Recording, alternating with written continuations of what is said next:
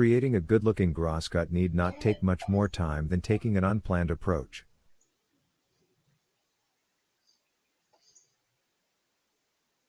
I usually rake wood chips from the mulch off the grass, and, every second cut or so, I trim the edges with a string trimmer.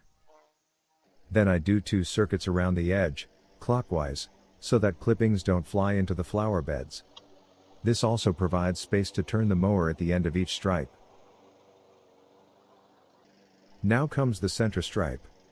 Line up the mower towards a landmark, like a tree, bush, or flower pot, at the far side, somewhere near the center of the lawn.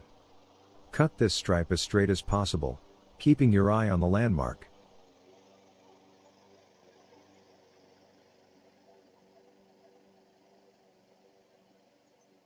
When you turn at the end, come back with the mower wheels, closest to the center, running in the wheel track from the previous stripe. Keep doing this until half the lawn is cut. Regardless of where you end up after the first half, return to the end of your initial stripe to begin the second. Do the first stripe on the second half of the lawn using the other side of the initial stripe as your guide. That will ensure that the stripes alternate shading evenly right across the lawn.